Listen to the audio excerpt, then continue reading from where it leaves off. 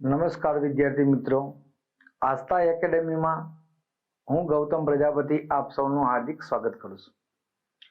મિત્રો, આસ્થા એકેડેમી તમારા માટે એક આવનારી પરીક્ષામાં ઉપયોગી થાય એના માટે લાઈવ કોર્સ સાથે સાથે ટૂંક સમયમાં ઓફલાઈન બેચ પણ શરૂ થવા જઈ રહી છે. હું પોતે ગુજરાતી ભણાવું છું, ગુજરાતી વ્યાકરણ. બજારમાં ઘણા બધા શિક્ષકો ગુજરાતી વ્યાકરણ ભણાવે છે, બરાબર, અને હું ભણાવું છું.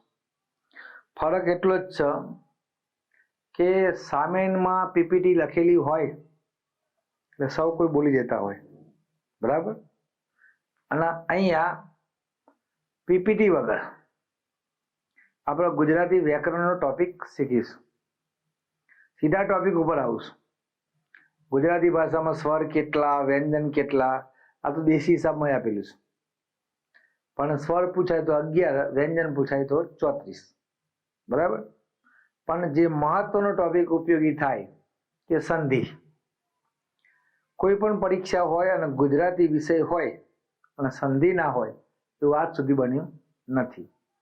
તો જે લોકો પીએસઆઈની તૈયારી કરતા હોય, એએસઆઈની તૈયારી કરતા હોય, એમના માટે ખાસ એક આ મહત્વનો વિષય ગુજરાતી વ્યાકરણ.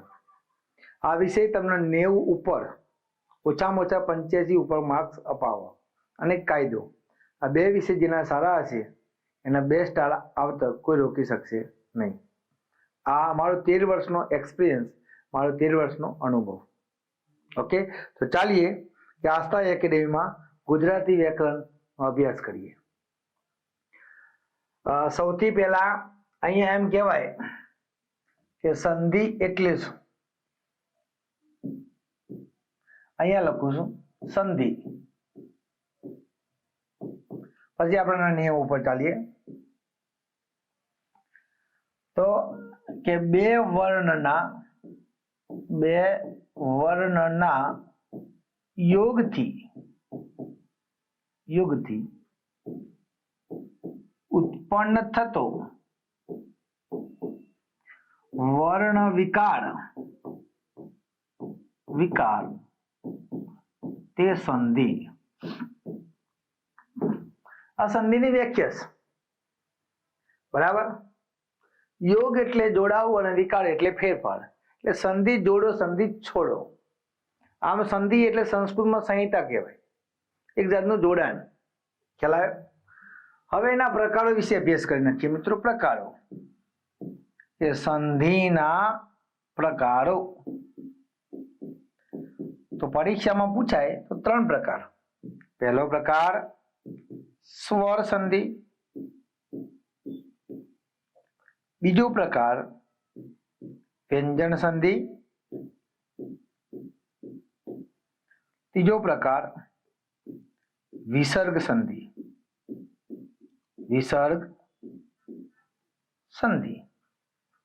આવા 3 પ્રકાર છે. એમાં આજે આપણે જે અભ્યાસ કરવાના છીએ એ સ્વર સંધિ વિશે અભ્યાસ કરવાના છે, બરાબર. હવે જો પરીક્ષામાં તમને સંધિ છોડો, સંધિ જોડો આવું પૂછાય તો એ પ્રશ્ન સાવ સહેલો કહેવાય. પણ કદાચ પરીક્ષામાં આવું પૂછાય કે 4 ઓપ્શન આપ્યા હોય, ABCD. તમને અહીંયા લખ્યું હોય વાતાવરણ લખ્યું હોય, તમને એમ લખ્યું હોય કે ભાઈ રામાવતાર લખ્યું હોય, તમને લખ્યું હોય ભાષાંતર લખ્યું હોય, અને લખ્યું હોય નિરાધાર. હવે આ 4 સંધિ આપી હોય તમને એમ કે ભાઈ આ 4 સંધિમાંથી કઈ સંધિ અલગ પડે છે. આવો પ્રશ્ન પૂછાય, કઈ સંધિ અલગ પડે છે. આવી રીતે પણ પ્રશ્ન પૂછાય. અને બીજો પ્રશ્ન એવી રીતે પૂછી શકાય કે 4 સંધિ જે આ નીચે આપેલી સંધિમાંથી એમાંથી વિસર્ગ સંધિ શોધો. તો આવો પ્રશ્ન પૂછાય તો તમને અઘરું લાગે. તમને આવું પૂછાય કે ભાઈ વી પ્લસ અર્થ કે વ્યર્થ, આવા જમાના જતા રહ્યા. આવું ના પૂછાય, બરાબર. એટલે સંધિ કઈ અલગ પડે છે અથવા સંધિનો પ્રકાર પૂછે. તમને વી પ્લસ અર્થ એટલે વ્યર્થ લખી દો. પણ પરીક્ષામાં તમને શું પૂછાય કે ભાઈ વી પ્લસ અર્થ સંધિનો પ્રકાર કયો. તો સ્વર સંધિ છે, વ્યંજન સંધિ છે કે વિસર્ગ સંધિ છે? તો કે સ્વર સંધિ. અને સ્વર સંધિના પેટા પ્રકારો આપ્યા હોય તો પછી કયો કેવો, તો એ વખત આપણે તકેદારી રાખવાની. ચલો, હવે સ્વર સંધિની વ્યાખ્યામાં કે જ્યારે બે સ્વરો પાસ પાસે આવે ત્યારે સ્વર સંધિ બને છે. આ વ્યાખ્યા છે. હવે બે સ્વરો પાસ પાસે કેવી રીતે આવે? તો અહીંયા આપ જોઈ શકો છો કે પ્લસની આગળ અહીંયા વ્યંજન બોલીએ વી પ્લસ અર્થ, એટલે પ્લસની આગળ વ્યંજન મિત્રો કયું છે? તો કે વી. વી બોલીએ તો પાછળ કયો સ્વર બોલાય? તો કે ઈ. તો વ્યંજનમાંથી સ્વર બહાર નીકળે તો કે ઈ પ્લસ અર્થ. વ્યંજનમાંથી સ્વર બહાર નીકળે એટલે વ્યંજન કેવો થઈ જાય? ખોડો થઈ જાય, જેને સંસ્કૃતમાં હલંત કહેવામાં આવે. ક્લિયર? હવે આપ જોઈ શકો છો પ્લસની આગળ શું કહેવાય મિત્રો? સ્વર. અને પ્લસની પાછળ પણ શું કહેવાય? અય સ્વર કહેવાય. આ બે સ્વરો પાસ પાસે આવ્યા માટે આને કહી શકાય સ્વર સંધિ. ક્લિયર? મગજમાં આટલું યાદ રાખવાનું કે ભાઈ જ્યારે બે સ્વરો પાસ પાસે આવે ત્યારે એના સ્વર સંધિ કહેવાય. તો સાહેબ વ્યંજન સંધિ કોને કહેવાય? આવો પ્રશ્ન થાય તો વ્યંજન સંધિમાં શું હોય કે દીક પ્લસ અંબર. જો દીક પ્લસ અંબર, તો ક એ વ્યંજન છે અને પાછળ આમ એ શું છે? સ્વર. તો વ્યંજન ટુ સ્વર, બરાબર? વ્યંજન પ્લસ સ્વર. અથવા આવું પણ કહી શકાય કે સત પ્લસ ગુણ. તો કે વ્યંજન પ્લસ વ્યંજન. ખબર પડી? એટલે વ્યંજન પ્લસ સ્વર અથવા વ્યંજન ટુ વ્યંજન આવે તો એને વ્યંજન સંધિ કહેવાય. પણ ખબર કેવી રીતે પડે? તો પ્લસની આગળનો વ્યંજન ખોડો હોય. કેવો હોય? ખોડો હોય. પ્લસની આગળનો વ્યંજન ખોડો આપી દે તો સમજવાનું વ્યંજન સંધિ હોય. ખ્યાલ? આ ખાલી યાદ રાખવાનું. વિસર્ગ સંધિમાં તો વિસર્ગ આપેલું જ હોય. નિહિ પ્લસ આધાર એટલે નિરાધાર. નિરાધાર જેનો કોઈ આધાર નથી તે. એનો આધાર કોણ? આધાર કાર્ડ. ક્લિયર? ચલો, આટલા સુધી તમને બેઝિક ક્લિયર થઈ ગયું કે સંધિ એટલે શું, કે બે વર્ણના યોગથી ઉત્પન્ન થતો વર્ણ વિકાર તે સંધિ. સંધિના પ્રકારો કેટલા? 3: સ્વર, વ્યંજન, વિસર્ગ. સ્વર સંધિ કોને કહી શકાય? જ્યારે બે સ્વરો પાસ પાસે આવે ત્યારે તેને સ્વર સંધિ કહે છે, તો સ્વર સંધિ બને છે. વ્યંજન સંધિમાં વ્યંજન પ્લસ સ્વર હોય તો વ્યંજન ટુ વ્યંજન. પ્લસની આગળનો વ્યંજન કેવો હોય? ખોડો હોય, જેને સંસ્કૃતમાં હલંત કહેવાય, અર્ધવ્યંજન કહેવાય. ક્લિયર? ચલો આગળ ચાલીએ. ત્યાર પછી આગળ હવે અહીંયા મિત્રો સ્વર સંધિના પ્રકારો છે. અહીંયા આપણે વ્યાખ્યા જોઈ કે સ્વર સંધિ, બરાબર? તો એના પ્રકારો. ચલો, હવે અહીંયા સ્વર સંધિના પ્રકારો. તો અહીંયા તમને પહેલા પ્રકારો હું લખી દઉં છું, બરાબર? તો અહીંયા સ્વર સંધિના પ્રકારો તમે આ યાદ રાખજો. સ્વર સંધિના પ્રકારો. સંધિના પ્રકારો. પ્રકારો એક અહીંયા આપ જોઈ શકો છો મિત્રો, એને સવર્ણ સંધિ કહેવાય. એનું બીજું નામ તમારી સમક્ષ લખેલું છે દીર્ઘ સંધિ. અને ત્રીજું નામ સજાતીય સંધિ. સજાતીય સંધિ. બીજો પ્રકાર ગુણ સંધિ. ત્રીજો પ્રકાર વૃદ્ધિ સંધિ. ચોથો પ્રકાર યણ સંધિ.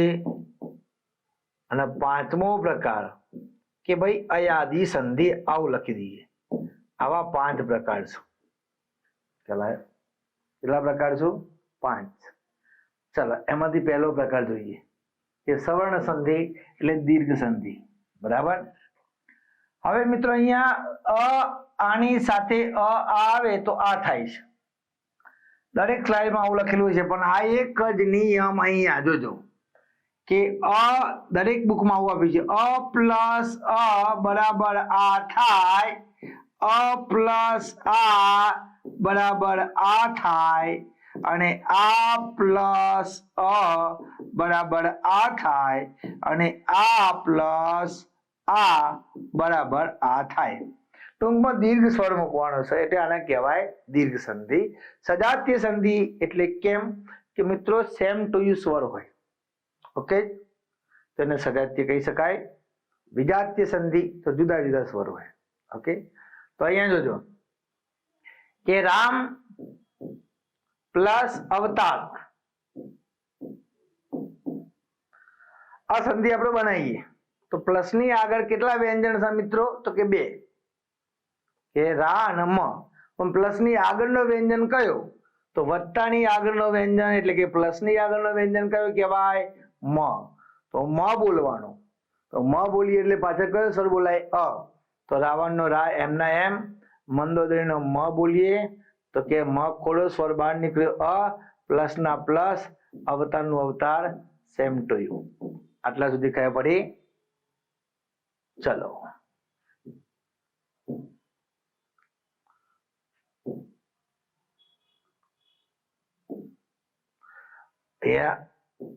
અ પ્લસ અવતાર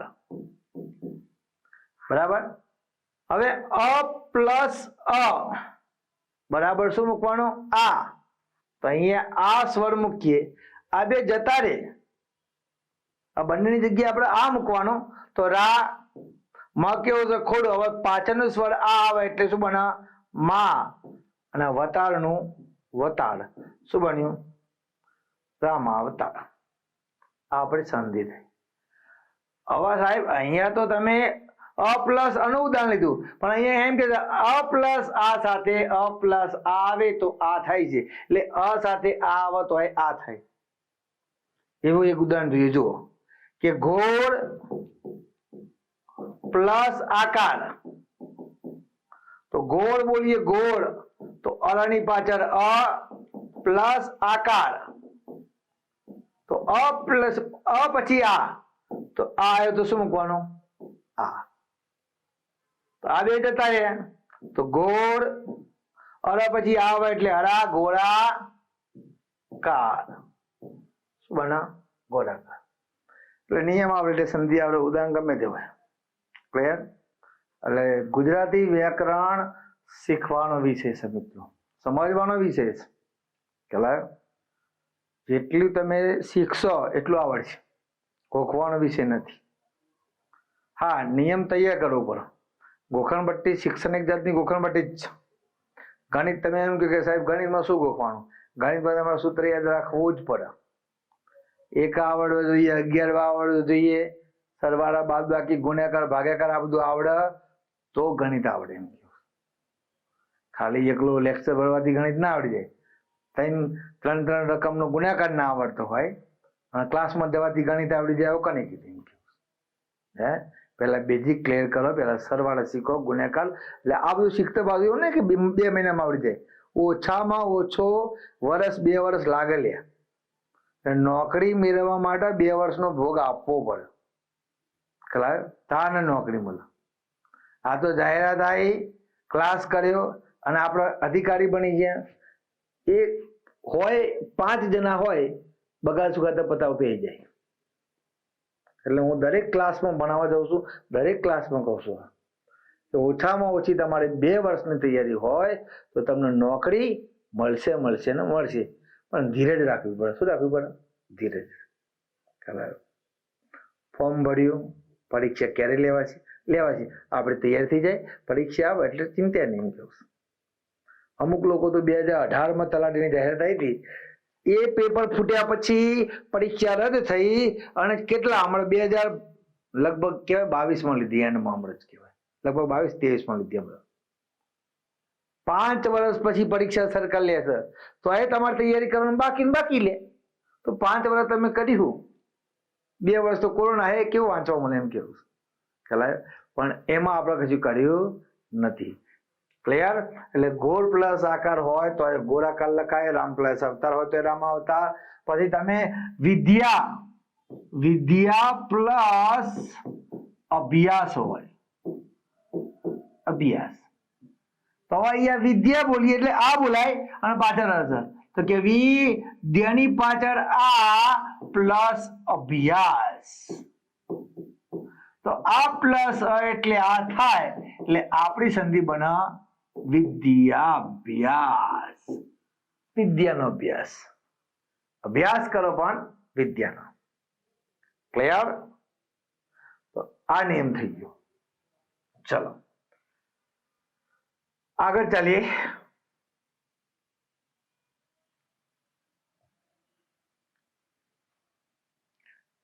હા આ પહેલો નિયમ હતો હવે બીજો નિયમ ચલો અહીંયા ઈ ની સાથે ઈ આવે તો ઈ દીર્ઘ બને અહીંયા પ્રિન્ટિંગમાં ભૂલ છે દીર્ઘ આમ ના લખાય બેટા દીર્ઘ આમ લખાય ક્લિયર હમણાં જ આપણે જોયું હવે અહીંયા જો તમને એવું કે ભાઈ આ નિયમ બીજો છે કે નાની ઈ મોટી ખેંચા એટલે ખેંચવાની દીર્ઘ ઈ કહેવાય મોટી કહેવાય અને નાની એટલે હસ્વ ઈ કહેવાય તો કે છોટી અને આ મોટી બરાબર મોટી અહીંયા દીર્ઘ ઈ હસ્વ ઈ દીર્ઘ ઈ દીર્ઘ ઈ દીર્ઘ ઈ દીર્ઘ ઈ જો જેટલું ખેંચાય એટલું ખેંચવાનું કલાય હવે જોજો કે તમને આવું પૂછાય કે પ્રતિ પ્લસ ઈક માં ઈ નાની છે તો પ્લસ ની આગળ જે વ્યંજન એના જેવું છે બોલો તો તી બોલીએ એટલે ઈ બોલાય પણ કઈ ઈ છે હસ્વ ઈ કહેવાય નાની તો તની પાછળ ઈ અને ઈક તો નાની નાની મોટી આ બે જતી રહે એટલે આપણી સંધિ બના પ્રતીક શું બને બેટા પ્રતીક ક્લિયર પ્રતીક હવે આ સંધિ પૂછાય ને પ્રતિ પ્લસ એક એટલે 90% વિદ્યાર્થી પ્રત્યેક લખી દે પણ જોવાનું પરીક્ષામાં પ્રશ્ન આખો વાંચવાનો શું કહેવા માંગે છે અમુક વાર પ્રશ્ન એવો હોય કે રવિ શબ્દનો સમાનાર્થી કયો નથી આવું કે ક્લિયર નો ઓપ્શનમાં સૂર્ય લખ્યો તમે સૂર્ય લખી દો પણ પાછો કયો નથી એમ કે એટલે ખાસ યાદ રાખવાના પ્રતિ પ્લસ એક કવિ પ્લસ ઈશ્વર ઈશ્વરમાં ઈ મોટી હોય કારણ કે ઈશ્વર બધાથી મોટા હોય clear first impression and last impression લોકો આવું કહેતા હોય છે ઇંગ્લિશમાં કે first impression and last impression એવું કશું હોતું નથી હા દશેરા ઘોડ દોડે નામ ઘોડ કહેવાય ક્લિયર હા તમે જોયું ને આપણા વર્લ્ડ કપ જોયો તમને ખબર હશે ક્લિયર હવે કવિ આ કવિ તો કે વીમાં ઈ નાની છે ને હસ્વ છે ઈશ્વરમાં ઈ મોટી હોય કારણ કે ઈશ્વર બધાથી મોટા હોય ઓકે નાની મોટી મોટી જતા રે તો શું બને કવિશ્વર શું બને કવિશ્વર કયા કવિનું ઉપનામ છે પરીક્ષામાં તમને પૂછાય કવિશ્વર ઉપનામ કયા કવિનું છે મિત્રો દલપતરામ કોણ છે દલપતરામ ક્લિયર તો મિત્રો પ્રયત્ન કરજો ઉદાહરણ અહીંયા કે હસ્વઈ સાથે દીર્ઘ ઈ આવે હસ્વઈ સાથે દીર્ઘ ઈ આવે કે હસ્વઈ આવે તો ઈ જ થાય આપણે આમાં કોમ્પ્યુટરમાં લખાણમાં ખબર ના પડે એટલે અહીંયા લખીશું તમને એમ કે શ્રી પ્લસ ઈસ ઈસમાં ઈસ મોટી હોય તો શ્રી એટલે શ્રવણનો સ ખોડો મોટી ઈસમાં ઈસ મોટી મોટી મોટી મોટી હવે જતી રે એટલે આપણી સંધિ બને શ્રીસ શ્રીસ એટલે શ્રી એટલે લક્ષ્મી ઈશ એટલે ઈશ્વર લક્ષ્મી ના ઈશ્વર કોણ તો કે ભગવાન વિષ્ણુ એટલે વિષ્ણુનું નામ છે કે દીકરી વાહનનો દરિયો તો દીકરો શું લોખંડનો સળિયો હે એટલે આ બધું ખાસ ધ્યાન રાખજો મિત્રો હા આપણે કેટલા નિયમ થયા બીજો નિયમ સવર્ણ સંધિ દીર્ઘ સંધિ એનો બીજો નિયમ થયો ક્લિયર હવે આગળ ચાલીએ ચલો, બે પ્રકાર આજે આપણે શીખીશું, બરાબર? ચલો, હવે નિયમ ત્રીજો.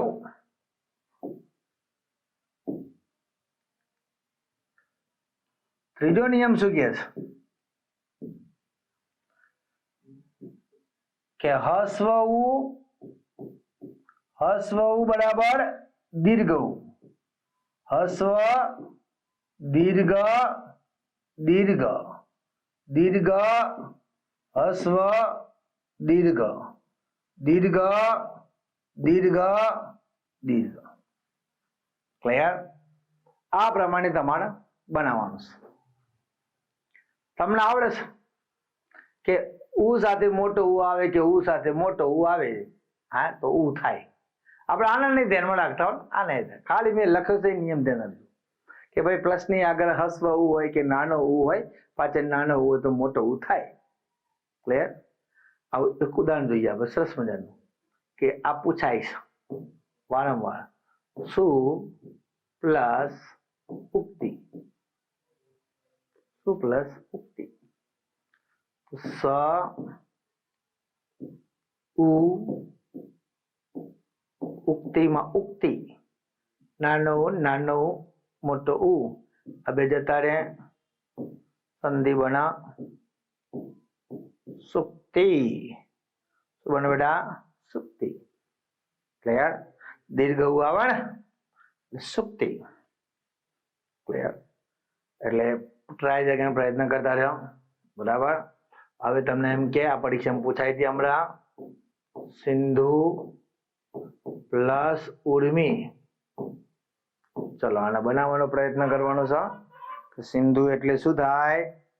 ગુજરાતી ભાષામાં સમાનાર્થી છે. પરીક્ષામાં તમને એમ કે સમાનાર્થી ઓળખાવો. સિંધુ શબ્દનો સમાનાર્થી. તો સિંધુ એટલે દરિયો, દરિયો એટલે ઉદયથી, ઉદય એટલે વારથી, વારથી એટલે જલ્દી, જલ્દી એટલે રત્નાકર, રત્નાકર એટલે સાહેર, સાહેર એટલે મહેરામણ, મહેરામણ એટલે આખું પાક. આ બધા દરિયાના સમાનાર્થી છે. ઘણા બધા સમાનાર્થી એવું કહી શકાય ગુજરાતી ભાષાની અંદર. ઓકે, ચાલો. તો સિંધુમાં આપ જો ઉમાં ધુમાં ઉ નાનો છે મિત્રો, હસ્વ છે એટલે સિમ, ધની પાછળ ઉ હસ્વ અને ઉર્મીમાં ઉર્મી દીર્ઘ.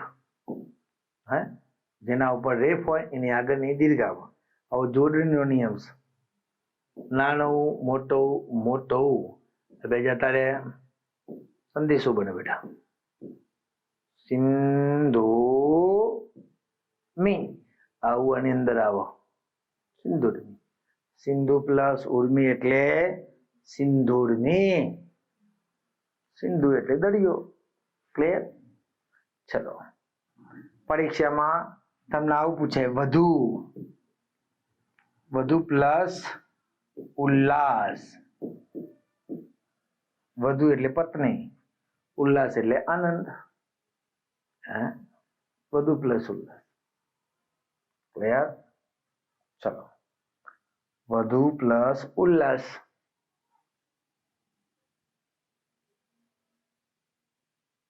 વધુ પ્લસ ઉલ્લાસ શું બને? વ ધની પાછળ ઉ મોટો, ઉલ્લાસમાં નાનો ઉ હોય તો મોટો નાનો મોટો થાય તો શું બને? વધુલ્લાસ. આવું બને બેટા, વધુલ્લાસ. વધુ પ્લસ ઉલ્લાસ એટલે વધુલ્લાસ. પણ પરીક્ષામાં તમને એવું પૂછાય કે ભાઈ ઉલ્લાસની સંધિ છૂટી પાડો, તો ઉલ્લાસમાં કઈ સંધિ છે? તો વ્યંજન સંધિ છે કે ઉત પ્લસ લાસ. એટલે પરીક્ષામાં તમને વધુલ્લાસની સંધિ આવી આપો વધુ પ્લસ ઉત પ્લસ લાસ આવી પણ આપો તમને છૂટી પાડેલી. તો ગભરાવાનું નહીં, ચલાયો આ તનો લ થઈ જાય. કે વ્યંજન સંધિનો નિયમ છે કે ત કે દ પછી જો પાછળ લ આવે, ત કે દ પછી પાછળ જો લ આવે તો ત કે દ નો શું થઈ જાય? લ થઈ જાય. કે ત વર્ગના વ્યંજન પછી લ આવે તો ત વર્ગના વ્યંજનનો લ થાય છે. આવો નિયમ છે કે ઉત પ્લસ લાસ એટલે ઉલ્લાસ, ઉત પ્લસ લંઘન એટલે ઉલ્લંઘન, તદ પ્લસ લીન એટલે તલ્લીન, બરાબર, આવું બધું. હા, તો આ રીતે પણ તમારી સંધિ છૂટી પડી શકે. એટલે આપણે કેટલા નિયમ શીખ્યા? 3 નિયમ. હા, સવર્ણ સંધિના, દીર્ઘ સંધિના, સજાતીય સંધિના 3 નિયમ આપણે શીખ્યા. ક્લિયર? તો આ રીતે તમારે જોવાનું છે. ચલો, હવે તમને જે પ્રકાર બનાવવા જઈ રહ્યો છે એ પરીક્ષામાં પૂછાય છે એવો પ્રકાર આપણે જોઈએ. ક્લિયર? ચલો, આ એવો પ્રકાર શીખવાડો તમને. જો આર્યો અહીંયા જુઓ, આ યયાદી સંધિ, આને યયાદી પણ કહી શકાય ને આને અયાદી પણ કહી શકાય.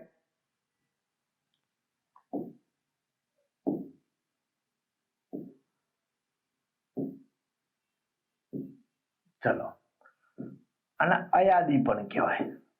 2 પ્રકાર આપણે શીખીશું, પછી બધું યુટ્યુબ બને. બરાબર?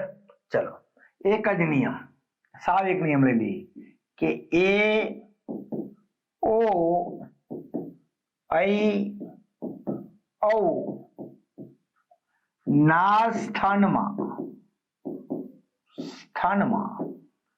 એ આપેલો હોય તો શું મૂકવાનું? ઐ.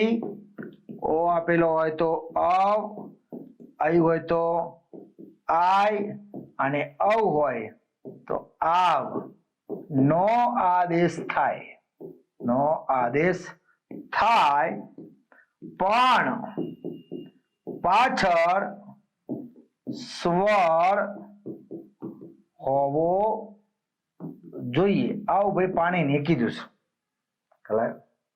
સંસ્કૃત ભાષાના વ્યાકરણ શાસ્ત્રી એમને આવું સૂત્ર આપ્યું હતું, એચો વાયવ. આ બધું કોઈ એમને નહીં લખાયું ભાઈ. સંસ્કૃત ભાષા બધી ભાષાઓની દાદી છે. તમને પરીક્ષામાં પૂછાય કે ગુજરાતી ભાષાનો વ્યાકરણ ગ્રંથ કયો, કે સિદ્ધેમ શબ્દનું શાસન.